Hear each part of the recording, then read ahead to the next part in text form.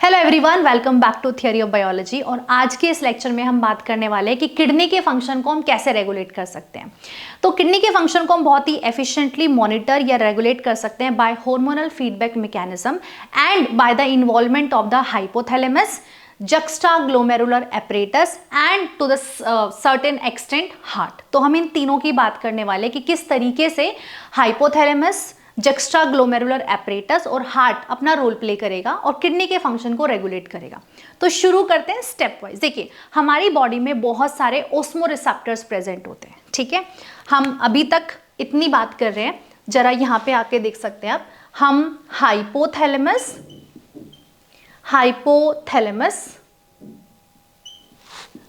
JGA और heart, इन तीनों का रोल देखने वाले हैं राइट।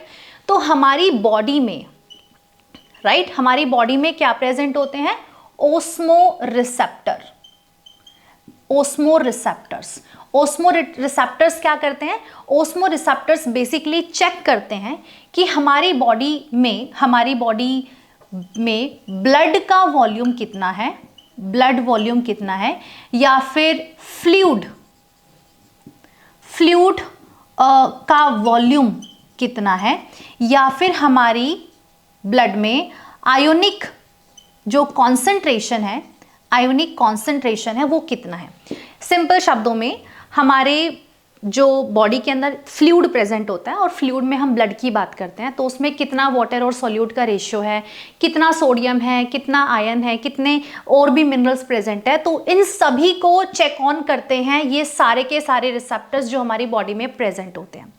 अब मज़ेदार बात यह है कि जब भी इनमें कुछ भी चेंज होता है, जैसे मान लीजिए फॉर एग्जांपल, अगर हमारी बॉडी में ब्लड का लॉस हो गया, यानी कि बॉडी से जैसे ही कुछ भी हो सकता है, may be it is an accidental case कि जिसमें पेशेंट का ब्लड बहुत ज़्यादा लॉस हो चुका है, तो बॉडी जो ब्लड वॉल्यूम जो है वो कम हो जाएगा। और जैसे ही कम होगा तो ये हमारे जो ओस्मोरिसेप्टर्स है ये क्या हो जाएंगे? ये एक्टिवेट हो जाएंगे राइट। ये एक्टिवेट हो जाएंगे, और जब ये एक्टिवेट हो जाएंगे तो ये अपनी स्टोरी किसको बताएंगे? ये अपनी स्टोरी बताएंगे हाइपोथैलेमस को। और हाइपोथैलेमस जो है वो एक मैनेजर होता है जो कि सब कुछ बताता है किसको? वो बताता है पिट्यूटरी ग्लैंड को। और यहाँ पे पिट्यूटरी ग्लैंड, क्योंकि आपको पता है पिट्यूटरी ग्लैंड के दो पार्ट होते हैं, एक होता है एडिनोहाइपोफाइसिस और एक होता है न्यूरोहाइपोफाइसिस। एडिनोहाइपोफाइसिस को हम एंटीरियर पार्ट बोलते हैं और न्यूरोहाइपोफाइसिस को हम बोलते हैं पोस्टीरियर पार्ट। तो ये जो पिट्यूटरी ग्लैंड का जो पोस्टीरियर पार्ट, वहाँ से क्या रिलीज होने वाला है? ADH, यानी कि एंटी डायूरेटिक हार्मोन। और एंटी डायूरेटिक हार्मोन को ही हम वैसोप्रेसिन बोलते हैं राइट। ADH हार्मोन जो ये है, इसी को ही हम क्या बोलते हैं? It is known as vasopressin. और जैसे ही ये हार्मोन एक्टिवेट हो जाता है, तब क्या करेगा ये? इसका रोल क्या है? इसका रोल होता है बेसिकली वाटर के रीअब्जॉर्प्शन को शुरू करा देना। यानी कि जैसे ही ब्लड वॉल्यूम कम हुआ है तो हमें क्या करना है? वो जगह, वो पोर्शन, वो ऑर्गन जहाँ से भी बॉडी से फ्लूइड एलिमिनेट हो रहा है, उन सभी पॉइंट्स को बंद करना। तो फ्लूइड कहाँ से रिलीज हो रहा होगा? बेसिकली हमारी जो किडनी है, जो हमारे ब्लड को फिल्टर आउट कर रही है, तो जो ट्यूबुलर पोर्शन है, उस ट्यूबुलर पोर्शन में जो रीअब्जॉर्प्शन वाला पोर्शन है, रीअब्जॉर्प्शन को फास्ट करा दिया इन्होंने, ठीक है, ताकि वापस से फ्लूइड को बॉडी के अंदर भेज सके और उस वॉल्यूम को मेंटेन किया जा सके। इतनी सी बात समझ में आ गई। अगर मान लीजिए ब्लड वॉल्यूम ज़्यादा हो गया है, या फिर बोल सकते हैं कि हमारी बॉडी में जो फ्लूइड है उसका कॉन्सेंट्रेशन ज़्यादा है, तो अगर कॉन्सेंट्रेशन ज़्यादा है तो क्या होगा? हमारे ब्लड वेसल्स के अंदर ब्लड का प्रेशर ज़्यादा हो जाएगा। और जैसे ही ब्लड का प्रेशर ज़्यादा होगा तो उस केस में हमारे ओस्मोरिसेप्टर्स को फिर से पता चल जाएगा कि कहीं ना कहीं ये ADH के जो रिसेप्टर्स हैं, ADH के रिसेप्टर, इनको सप्रेस करने की ज़रूरत है। और जब इनका रोल आता है तो क्या होता है? देखिए, जब भी हमारा ब्लड प्रेशर बढ़ता है तो हमारी किडनी में भी उसका लोड बढ़ेगा, यानी किडनी को भी पता चलेगा कि प्रेशर ज़्यादा है। तो वहाँ पे देखिए, अब ये जो आपको डायग्राम दिख रहा है, इस डायग्राम का रोल समझ में आएगा। जैसे ही किडनी में यहाँ पे GFR rate glomerular filtration rate fast होता है ब्लड प्रेशर के हाई होने की वजह से, क्योंकि ब्लड वॉल्यूम बढ़ रहा है। ब्लड वॉल्यूम कम हुआ था तो उसकी वजह से क्या प्रोसेस हुई थी, रीअब्जॉर्प्शन जो था वो शुरू हो गया था। लेकिन अगर ब्लड वॉल्यूम ज़्यादा हो गया है तो उस वजह से हमारी किडनी पे प्रेशर आएगा, और किडनी में जो जेजी सेल है ना, जेजी सेल वो क्या रिलीज करेंगी, रेनिन रिलीज करेगी, राइट। एक रेनिन दूसरा होता है जो कि मिल्क डाइजेस्टिंग प्रोटीन को डाइजेस्ट करने वाला एंजाइम होता है, लेकिन यहाँ पे ये दूसरा रेनिन है जो कि हमारी किडनी से रिलीज हुआ है, स्पेसिफिकली जेजी सेल ने रिलीज किया है। तो ये जो रेनिन है ये क्या करेगा, किडनी से रिलीज होने के बाद हमारे ब्लड के अंदर जो लिवर था, लिवर का भी रोल है यहाँ पे, लिवर, किडनी और लंग्स तीनों का इंपॉर्टेंट रोल आने वाला है। तो जो लिवर है उसने क्या रिलीज किया है, एक एंजाइम, एक प्रोटीन जिसको हम बोलते हैं एंजियोटेंसिनोजन। तो एंजियोटेंसिनोजन ये ब्लड में प्रेजेंट है। ब्लड में कहाँ से आया, लिवर ने रिलीज किया। Very very important question, very very important question, renin कहाँ से रिलीज होता है और एंजियोटेंसिनोजन कहाँ से रिलीज होता है। Then after this release, this renin will act basically it acts as a mediator, we can say it acts as an enzyme जो कि इस एंजियोटेंसिनोजन को कन्वर्ट कर देगा एंजियोटेंसिन 1 में। ये सारा प्रोसेस ब्लड के अंदर हो रहा है, ये ब्लड वेसल के अंदर हो रहा है। तो एंजियोटेंसिन 1 में कन्वर्ट किसने किया, रेनिन ने किया, इसको इस फॉर्म में कन्वर्ट कर दिया।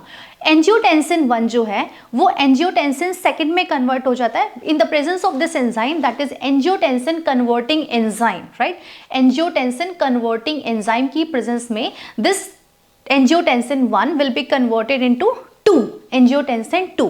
Then what happened next is, ये angiotensin 2 इसके दो इंपॉर्टेंट रोल होते हैं। सबसे पहला इंपॉर्टेंट रोल ये है कि जैसे ही ये ब्लड में आएगा तो ब्लड में ये जैसे ही हमारे जो किडनी के ऊपर एड्रिनल ग्लैंड प्रेजेंट होती है, इस तरीके से जैसे ये किडनी है तो इसके ऊपर एक ग्लैंड, ट्राइंगुलर शेप ग्लैंड होती है जिसको हम एड्रिनल ग्लैंड बोलते हैं।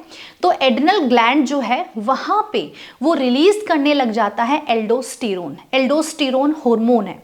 एल्डोस्टेरोन क्या है, इट इज एन हार्मोन, ये एक हार्मोन है।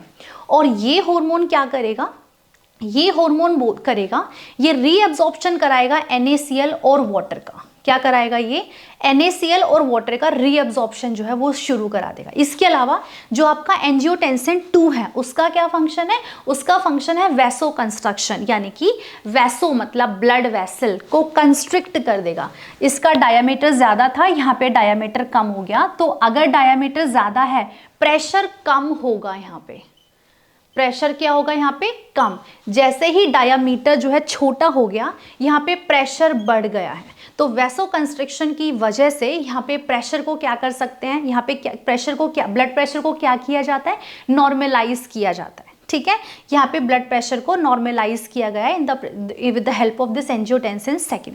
यहाँ पे इस पूरे मैकेनिज्म को हम रेनिन एंजियोटेंसिन मैकेनिज्म भी बोलते हैं या फिर रास मैकेनिज्म भी बोलते हैं, which is renin angiotensin aldosterone system, right.